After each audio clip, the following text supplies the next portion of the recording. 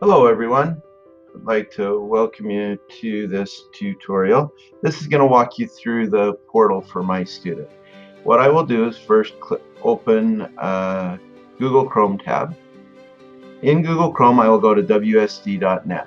At WSD.net there's an option along the top for MyWeber. You'll click on MyWeber and it brings you to the login page to get into the portal. I will be using a sample account that the district has created.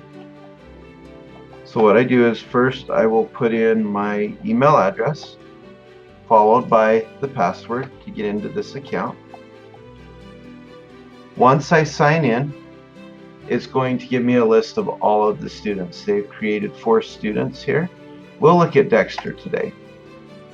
The focus of this will be how to look at grades and how the progress report looks for each of your students. So what you'll do is you'll go to Schedule. You'll be able to click on any of these tabs. More than likely you'll just have one for your student's teacher. You'll click on that tab, and this right here will give you the information for the student along the top. There's their email address, the student ID number. You can also go here to check what their lunch balance is.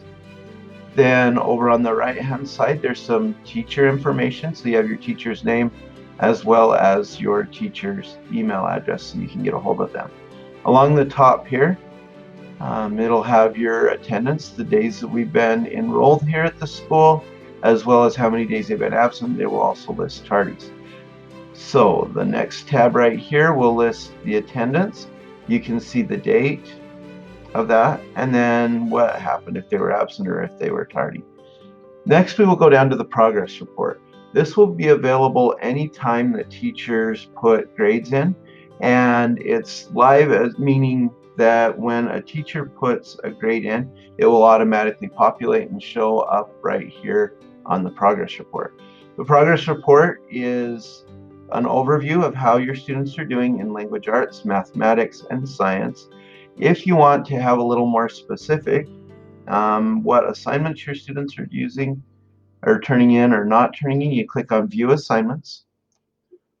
On View Assignments, it's going to list every single assignment. There's the recording method. It will either be points, a rubric, or a percentage. You can look at the score that your student got for this LT2B Form 1. They got a score of 2, and there was 4 points possible. It also lists which teacher gave the assignment. So if your student is going through rotations and maybe a rotation teacher puts a grade in, they will have credit for that particular assignment. That way you can get a hold of teachers if you have a question on an assignment. You can go down through here. It's going to show all of your different scores. On this one, you'll notice that there is an SB. SB stands for Skill Builder. This is just a way for teachers to put an assignment in without it having count towards their overall grade. If you have any questions on that, you can always talk to the teacher and they'll help you out with it. So just as a quick summary review, let's go back to here is our summary. This is what their progress report will look like at the end of the quarter. Notice along the top there's a scale of understanding. 4 means your student is highly proficient. The biggest thing with a highly proficient student is right here where it says and can apply his or her knowledge to new learning situations. So many times a student that is 4, they'll show that consistent proficiency, and they need to be able to teach what information they just learned. A proficient student is frequent proficiency right here with the skill. Little or no support is needed. A number 2 means they're approaching proficient. So that means that your student is beginning to demonstrate proficiency, they just don't have it all the way.